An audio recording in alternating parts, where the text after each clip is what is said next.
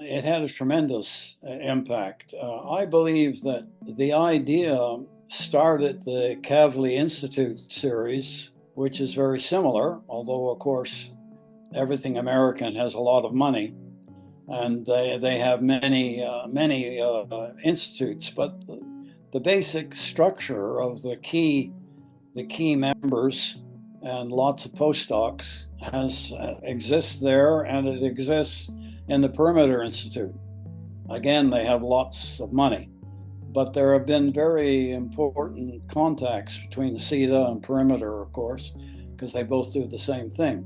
It really did lead to international contacts for all of us, I think. I was invited in 1988 to Poland by the Polish Academy of Sciences. And that was after we'd had Jorik Madej as a postdoc at CITA.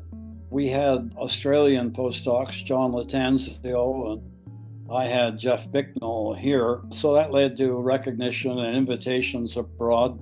Larry Widrow was a CITA fellow. He won the Polanyi Prize at Toronto. Then we hired him at Queen's, partly because of me, and he's now head of the department here after having taken over my role in CITA. And we had the Americans come, which had been rare. Ralph Fiedler. In 1989, I took a 2-year leave in France at Saclay, and they were already aware of CITA, of course.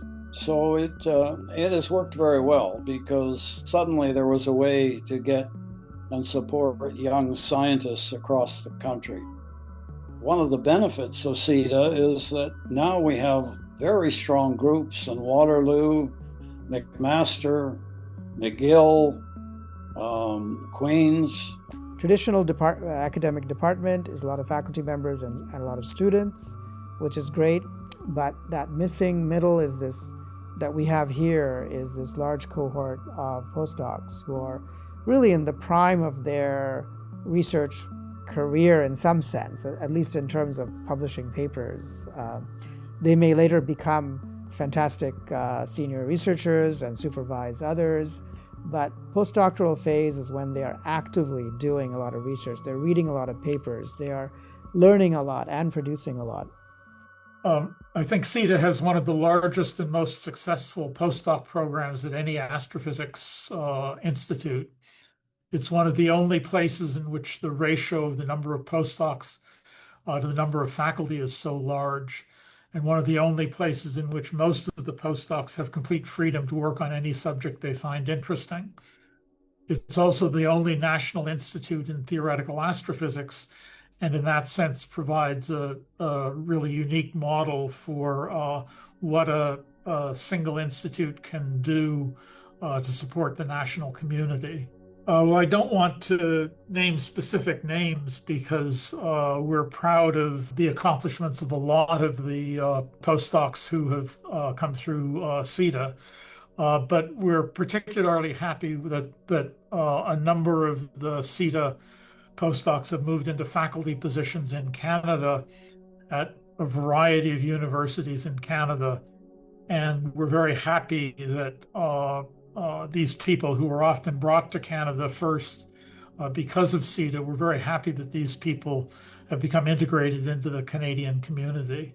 I think CITA is a really unique institution which has played a really enormous role in the development of the reputation of the University of Toronto and the development of the astrophysics community in Canada.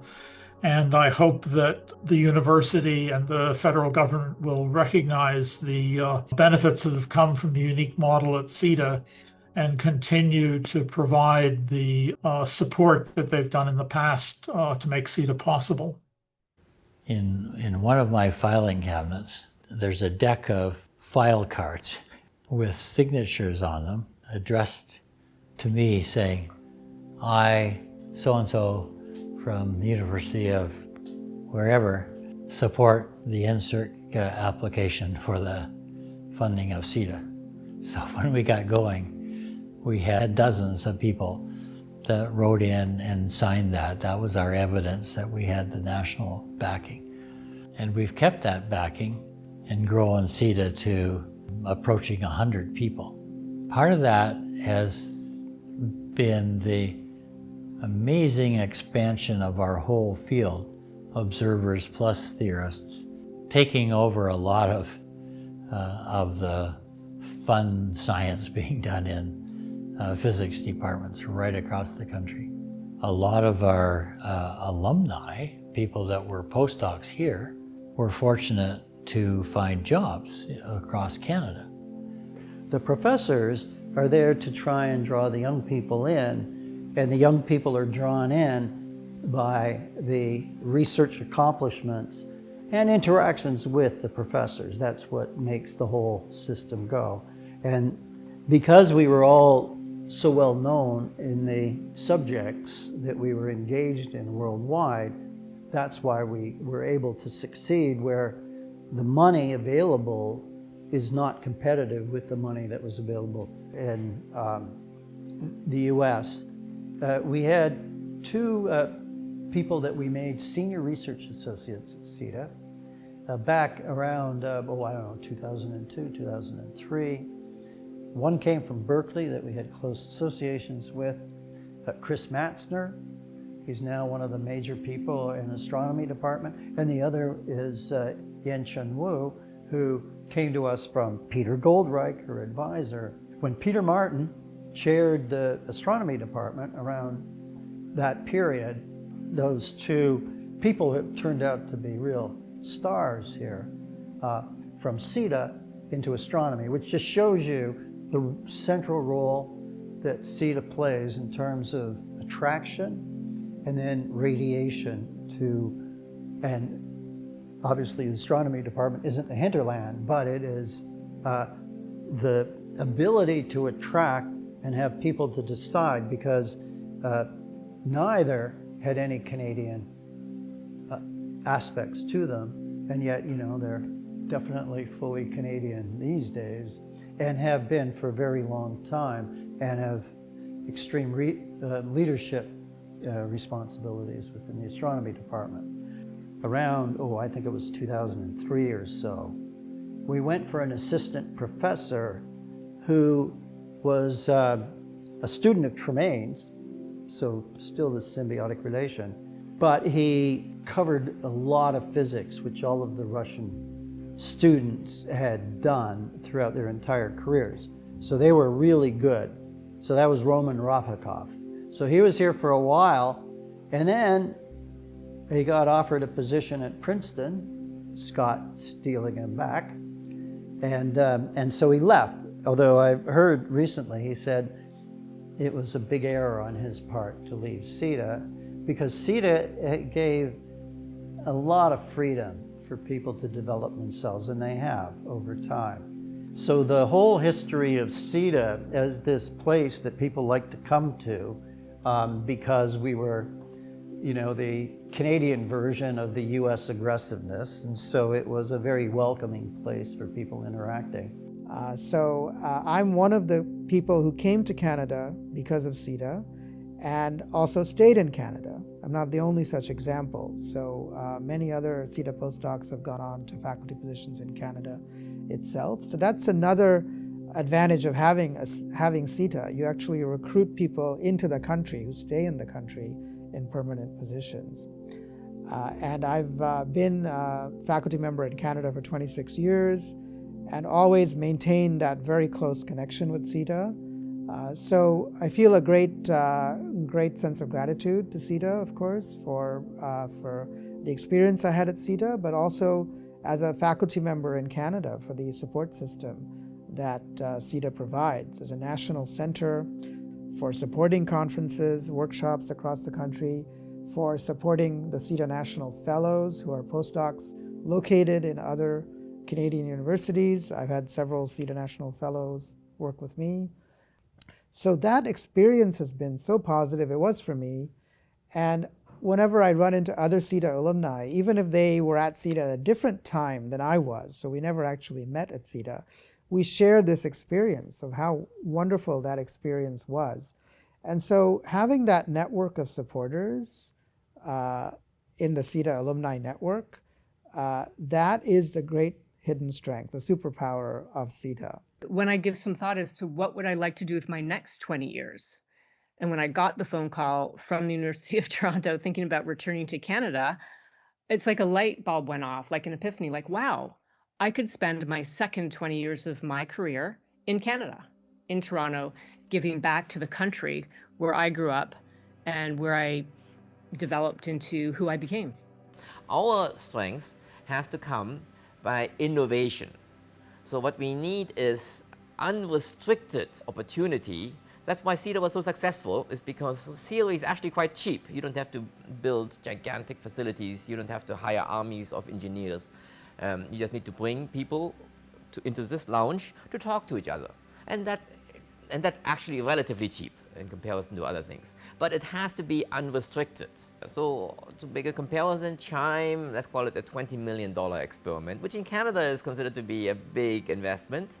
But in the US, the price tag starts at maybe 200 million. Okay, that's a typical experiment that one may have heard of, like Simon's Observatory or ACT or any of these competing DSA 2000. These are all multiple hundreds of millions of US dollars. They're all a factor of at least 10 larger than anything that Canada could plausibly build or fund. So it's a very competitive environment, and of course the Europeans also have mega projects. Like the recent space mission Euclid is doing gravitational lensing, again pioneered by Nick Kaiser at CITA 40 years ago. So this is another example of things that were pioneered here, but Canada that doesn't have the resources. Canada is a member of Euclid, but a tiny share member of this satellite mission. So we can seed things and we can be members, but Canada cannot just compete in total amount of money for a project, which is why it's important to be innovative. Well, I see it as Canada's moment. Right now, Canada is on an upward swing, not only in recruiting talent, but investing in Canadian research. And this kind of ability to innovate, to step outside your comfort zone, to take risks, it's really growing in Canada. And so partly I'm coming back to join and amplify this kind of new culture. Hire people at what is typically their most productive stage in their career is a great strategy, and I hope that still holds for people today, that CITA will inspire people to learn about the universe they live in, learn how to think about things. CITA does have to be fast on its feet to see what it will evolve into. It cannot ever, and I mentioned that we were fast on our feet throughout our whole history, changing subjects at a moment's notice to go to what the hot things are, and we cannot let that stop. CITA's future relies on us being fresh, and we can't become staged. So many institutions become fossilized, and that is not something that we can let happen. Well, the legacy is mainly, it's given confidence to the country. I wish the country had similar confidence in other matters, but I think it's become clear that we can play at the top levels, if you like, in astrophysics. And that's already been a legacy, I think, of CITA.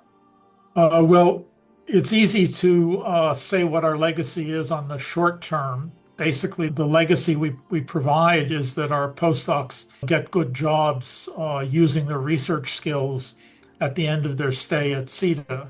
Looking at the longer term, I think and hope that CITA will continue to move with the times and continue to hire faculty working in areas at the forefront of astrophysical theory.